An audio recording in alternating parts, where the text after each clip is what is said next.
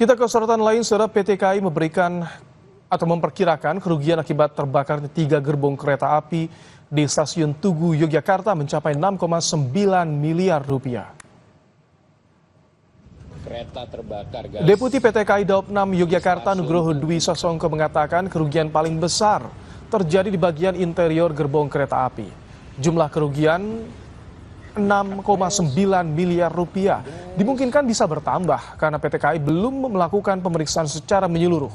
Sementara terkait pembakaran, PT KAI menduga pelaku masuk ke area stasiun dengan cara menyelinap melalui jalur rel kereta api.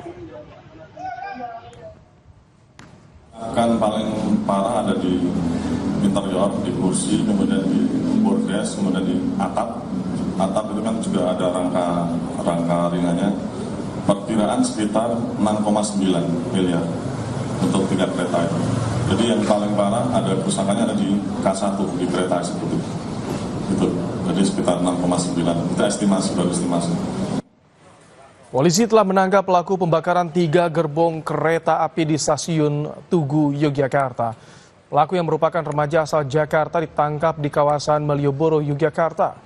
Pada polisi, pelaku mengaku nekat membakar gerbong kereta karena sakit hati kepada PT KAI lantaran kerap diturunkan dari kereta karena bepergian tanpa memiliki tiket.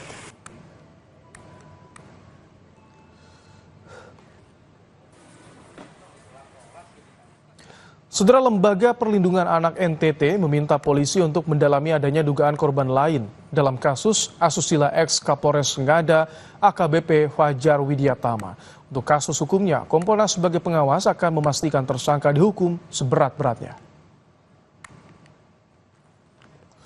Ex Kapolres Ngada AKBP Fajar Widyatama Lukman sudah ditetapkan sebagai tersangka atas kasus asusila. Fajar diduga melakukan pelecehan seksual terhadap 3 anak di bawah umur dan 1 dewasa. Lembaga Perlindungan Anak NTT meminta polisi mendalami adanya dugaan korban lain dari aksi ex Kapolres Ngada tersebut.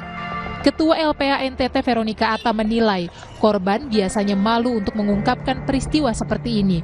Sehingga Veronica meminta kepolisian menggali lagi informasi adanya dugaan korban lain.